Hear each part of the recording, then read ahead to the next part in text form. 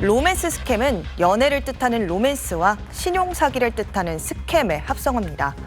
자신의 신분을 속이고 SNS를 통해 이성에게 접근해 신뢰를 쌓은 뒤 금전을 요구하는 신종 사기 수법인데요. 이런 로맨스 스캠 범죄가 점점 늘고 있는 추세입니다. 로맨스 스캠 피해자들이 모인 한 온라인 커뮤니티입니다. 가입자만 2,000명이 넘는데 추가 피해를 막겠다는 취지로 로맨스 스캠 범죄에 도용된 일반인들의 얼굴 사진도 공유하고 있습니다. 3년 전 3억 7천만 원 수준이던 로맨스 스캠 피해액은 1년 만에 5배 넘게 증가해서 지난 2021년엔 20억 원을 넘겼습니다. 지난해엔 상반기 피해액만 37억 7천만 원까지 불었습니다. 이런 로맨스 스캠 피해자 10명 중 7명은 여성이었고 이 연령대별로는 30대 이하 젊은 층이 전체의 87%를 차지했다는 조사 결과도 나왔습니다. 코로나19 이후로 비대면 온라인 만남이 잦아지고 이에 익숙한 30대 이하 젊은 층 사이에서 피해가 커졌다는 분석입니다. 지난 2021년엔 SNS에서 해외 파병군인 외교관, 의사 등을 사칭해 친분을 쌓은 뒤 피해자들의 돈을 뜯어낸 국제 로맨스 스캠 사기 조직 일당 14명이 무더기로 경찰에 붙잡히기도 했습니다. 한국으로 재산을 보내려는데 통관비가 필요하다고 거짓말하며 피해자 24명에게 16억 7천만 원을 뜯어냈습니다. 이렇게 뜯어낸 돈은 생활비, 명품 구입 등에 쓴 것으로 드러났습니다.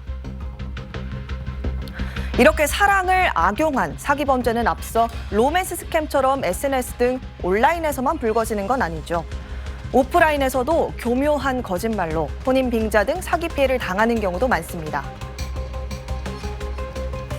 최근 전 펜싱 국가대표 남현희 씨의 결혼 상대로 알려지면서 각종 논란이 불거진 전청조 씨도 성별을 속이고 재벌 회장의 혼외자인 척을 하는 등 피해자 10명으로부터 2억 9천여만 원을 뜯어내 징역 2년 3개월을 선고받았다는 사실이 알려지며 공분을 샀습니다.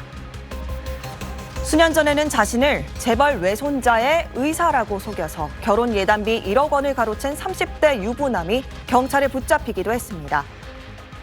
해당 남성은 실제로는 학습지 방문 교사로 일했는데 학부모가 빌려준 고급 아파트 출입카드를 피해 여성에게 보여주며 자신이 사는 곳이라며 거짓말했습니다.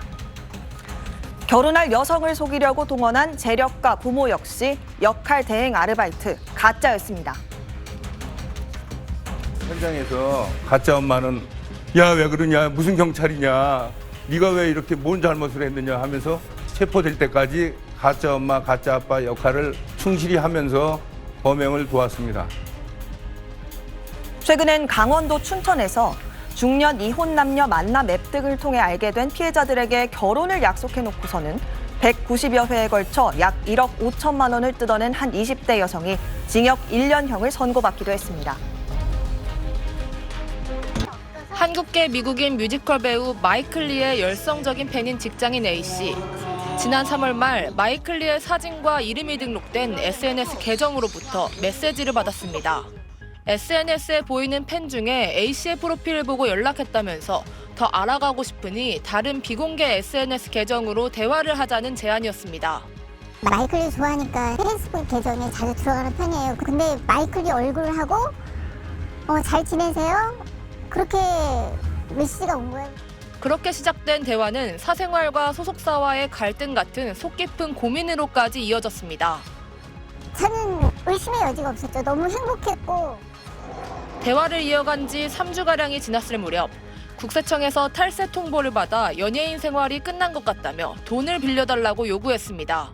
2억을 구해야 되는데 가까스로 주위 사람한테 1억 1천을 했다. 근데 9천은 어떻게 될지 모르겠다고 하는 거예요.